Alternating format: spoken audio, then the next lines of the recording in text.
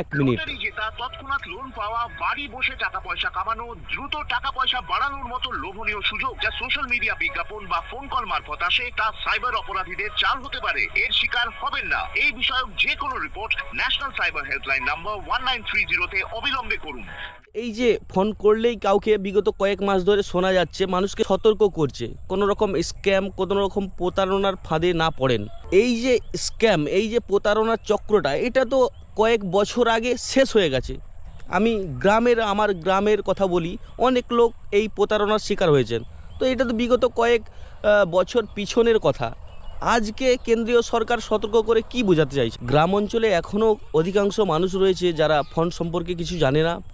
কেউ যদি কল করে, কল ওঠানোর মতো কেউ যদি উঠিয়ে দেয় কল, তাহলে কথা বলতে পারে। আমার দেখা গ্রামে অনেক মানুষ এরকম রয়েছে। তো ঘটনা হচ্ছে, মানুষ আজ নিঃস্ব হয়ে গেছে এইভাবে প্রতারণার ফাঁদে পড়ে গ্রামের মানুষ একটু বোকা হয়। যাদেরকে ওটিপি যাদের কাছ থেকে সহজেই নেওয়া যায়, সেই রকম ফাঁদে আমাদের গ্রামেও এরকম অনেক মানুষ রয়েছে। অনেক প্রতারকরা ফোন করে ওটিপি নিয়ে নিচ্ছে, অলরেডি কয়েক লক্ষ টাকা হাঁটিয়েও নিয়েছে। ব্যাংকে গেছে, কি করব? ব্যাংকের ম্যানেজার বলেছে যে তুমি নিজেই তো ওটিপি দিয়েছো। গ্রামের লোক তো আর সাধারণত সবটা তো জানে না। দেখুন, এই যে স্ক্যামটা, এটা বিগত আজ কয়েক বছর পিছিয়ে যান, লক্ষ লক্ষ টাকা মানুষের হাঁটিয়ে নিয়েছে।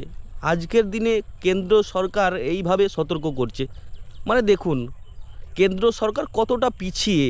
আজকের দিনে এটা মানুষ অনেকেই এখন যারা কিছু জানে না, তারাও এই সম্পর্কে জেনে গেছে। আজকের দিনে মানুষকে সচেতন করছে।